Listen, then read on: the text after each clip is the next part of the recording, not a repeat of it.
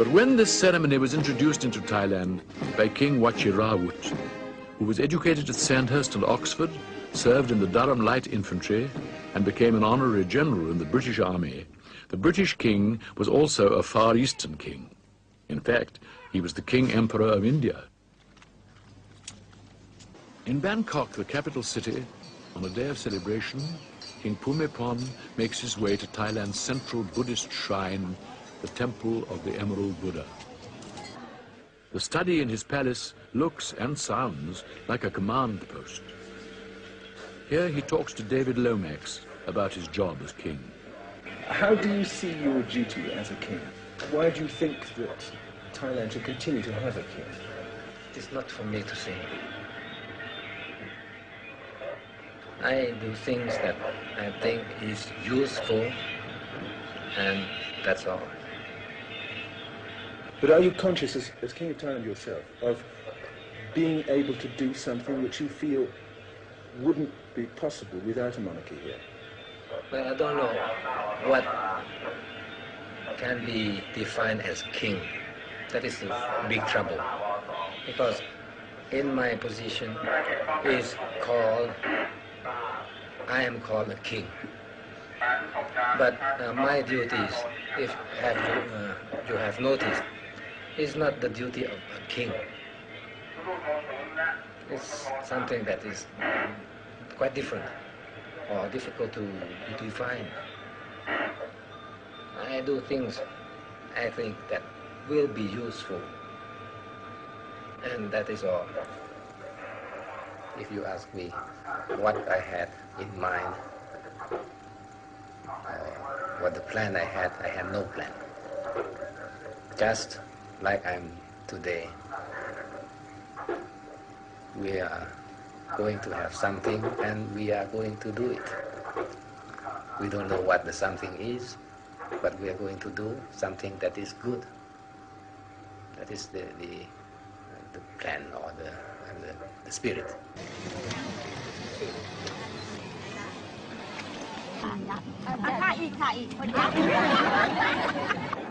Anywhere we go, we are looked at, and people are interested in us. They look at us, they don't want to bother us.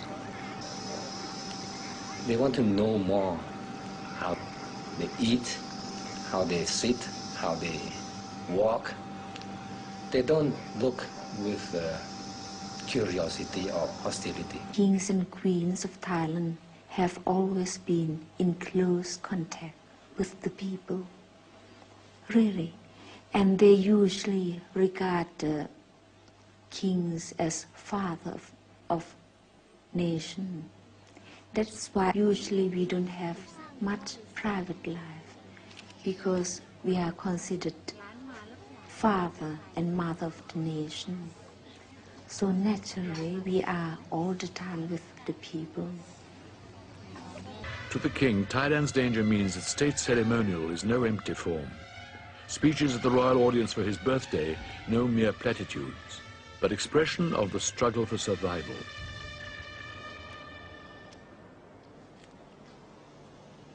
ข้าพระพุทธเจ้าทั้งหลายทราบแก่ใจอยู่โดยตระหนักชัดว่าการที่ประชาราษฎรไทยตลอด Having praised the king's compassion and impartiality, the crown prince calls upon him blessings from Buddha and from the country's protective gods and spirits.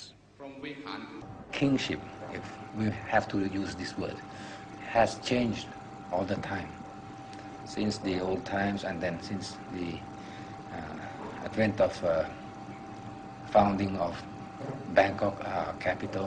It has always changed. My great-grandfather was the philosopher king. He was the king that you know under the name of King Mongkut. The most sacred image of Thailand, the center of the Grand Palace, the Emerald Buddha. The image is actually made of jade and is about 2,000 years old. It was installed here by Rama I, founder of the Chakri dynasty. This ceremony on the coronation anniversary shows more than any other how the king has made ancient court procedure relate to the pressing current needs of the country. The oath of allegiance to the land, taken in the presence of the Buddha. The men gathered here to take the oath as soldiers. Earlier in the day, they were decorated for bravery against the communist insurgents. Ancient rite is practiced by those at risk from modern danger. This ceremony shows more clearly how the king is indeed the soul of his nation, the center round which army, government, and religion cohere. The participants in the ceremony remind us of the danger that threatens this nation and its soul.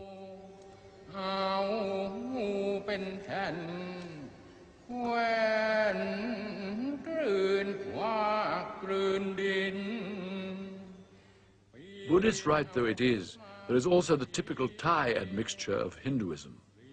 Here the officials are Brahmins, descendants of Hindu immigrants, whose function in the state is to keep alive the Hindu rituals which originally came from India many centuries ago. Brahmin priests, incidentally, do have to pass a novitiate as Buddhist monks. The state sword is dipped in lustral water. It has now been purified. สมาชิกรามาธิบดีว่าตามข้าพเจ้าข้าพเจ้าขอกระทำสัตย์ปฏิญาณสาบานตัวต่อประเทศชาติและประชาชนชาวไทย The oath of allegiance is taken to the land. If at any time I dishonor my pledge, may misfortune fall upon me and plague me forever. An older version of the oath, no longer used, contains a powerful set of possible deaths for those who flout its precepts: lightning and thunderbolts, royal weapons, poison, and the animals of land or water.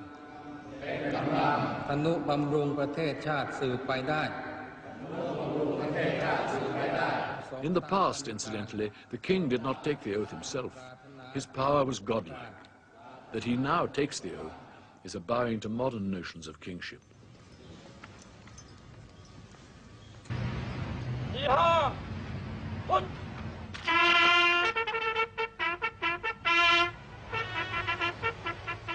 The king's convoy in action.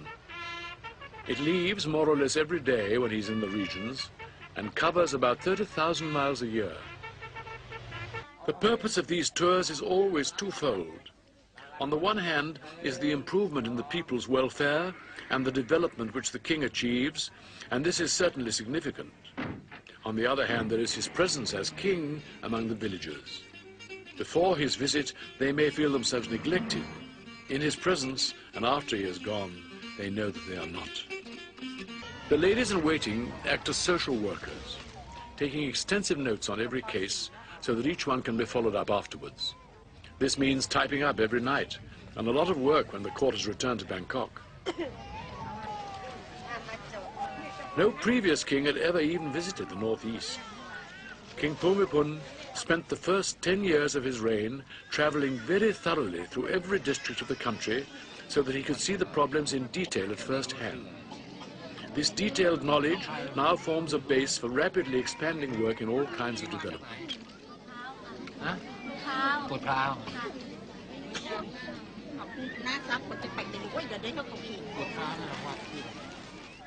Always the encouragement, listening to their problems, helping them to help themselves.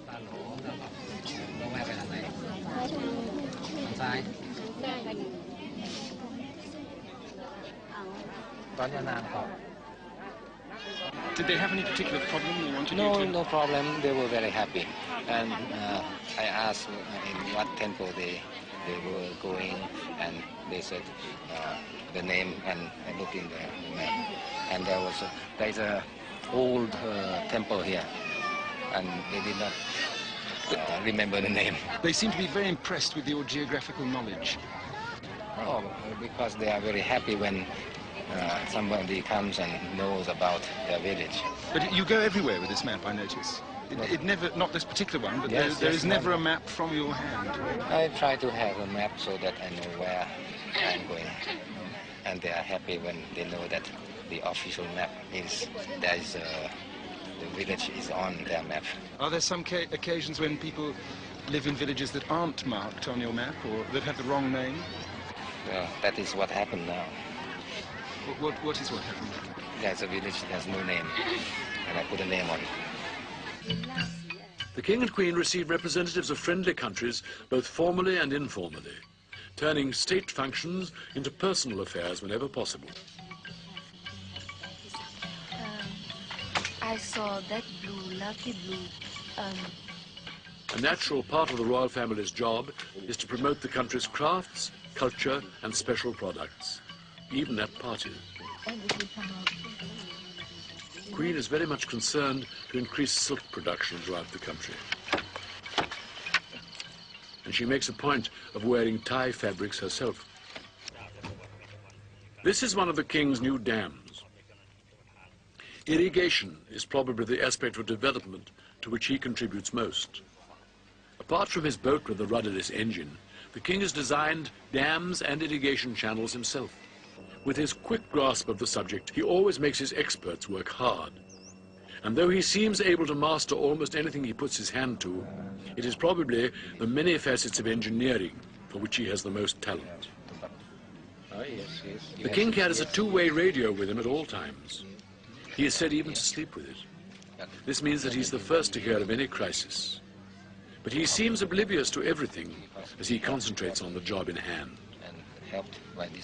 An army camp. These soldiers have been waiting all day for the King's arrival. That is often the case, but the Thais do not mind waiting. It is still such an honor to see the King.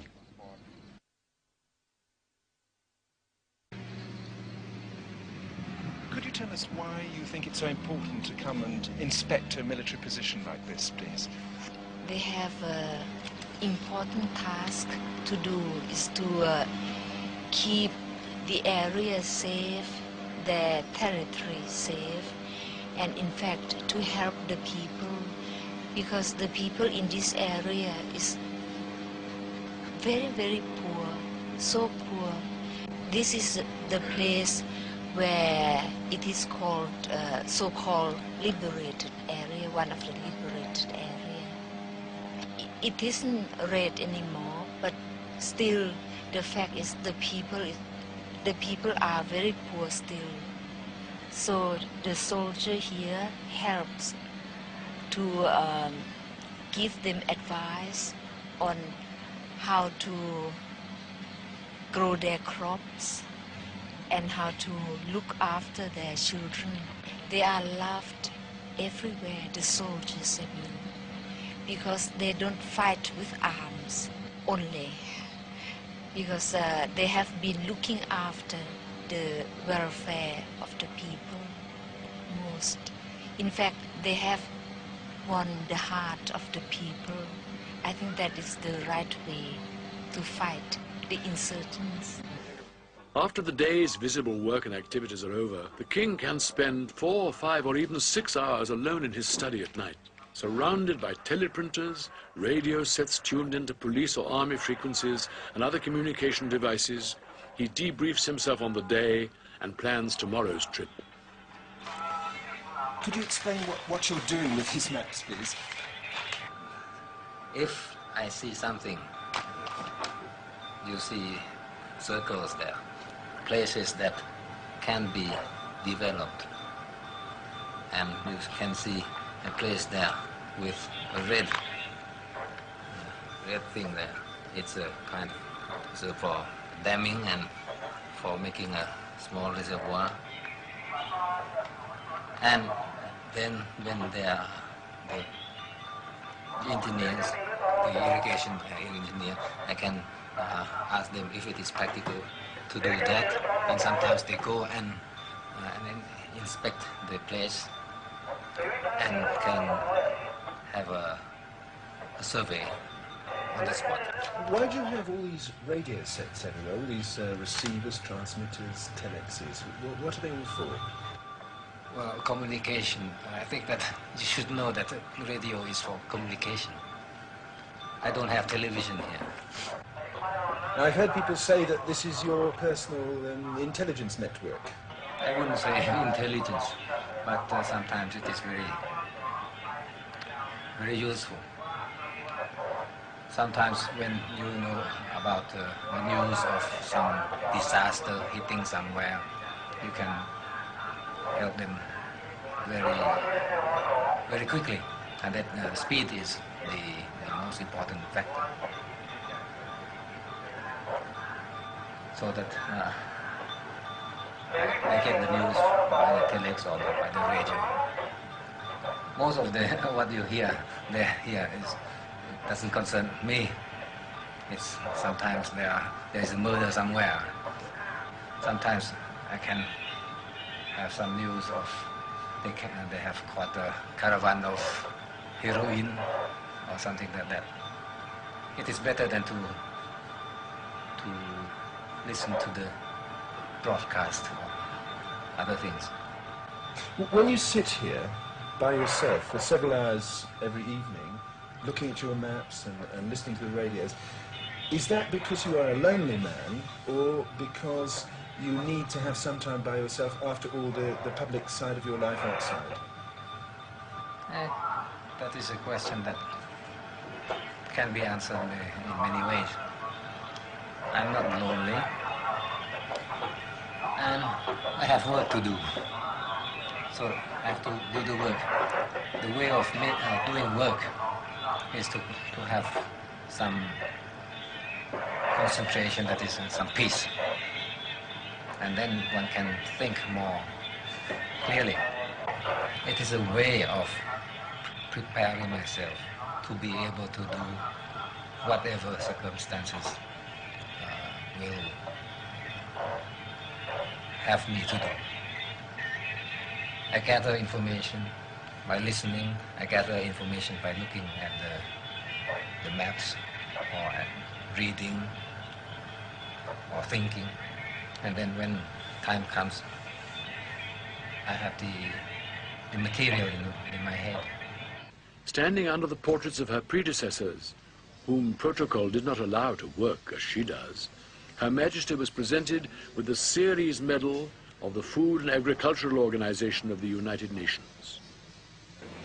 My husband and I are not content with only visiting or doing the conventional things.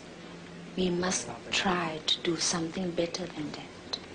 We must try to help the government to promote the welfare of the people, because we are underdeveloped country.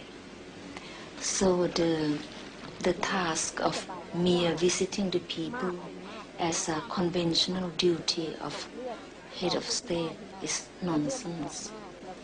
If we cannot participate in helping alleviate the misery of the people, then we consider it a failure to be a head of state.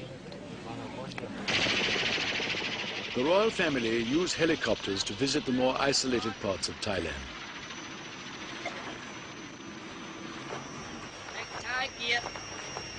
Frequently on such visits, they perform life-saving service by removing sick people to hospital, or in the case of a border raid such as this, lifting out the dead and wounded. The king's work among the peasants takes him closer and closer to sharp personal danger. One of the king's many hobbies is firearms, and amongst other things, he has designed a gun mounting for helicopters. Is the time coming when he will have to put this knowledge to practical use? More or less every male Thai, kings included, becomes a monk for a short time in early manhood. A standard length of stay is 3 months during the rainy season between June and October, which is a kind of Buddhist Lent. On his entrance into the order, the king spoke to the nation and said, "From the training which I have received, as well as out of my own personal belief, it is my view that Buddhism, which is our national religion, is one of the great religions of the world. Buddhism teaches men to achieve good conduct and is rich in veritable precepts which are logical, highly impressive and inspiring. When a king is a monk, he is not obliged to beg his food from commoners. But King Bhumibol waived this rule and went out into the streets just like any other monk. Usually my husband would come in earlier than I would and meditate, really meditate, because he could control his breathing and he could really concentrate. But I cannot concentrate and meditate yet. I'm learning. I only pray. But my husband said it's all right. That is the same thing as meditating. How do you both reconcile your faith in Buddhism, with its emphasis on not taking life, no bloodshed, with your role as head of the armed forces of an army and its campaign at the moment? This is a problem. This is a problem, but when a soldier holds a gun, this gun should be intended to shoot. And shoot what? Shoot an enemy. That is a living being. But if he holds that gun with the intention of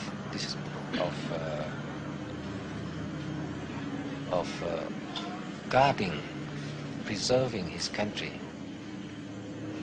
with this intention, he is not sinful.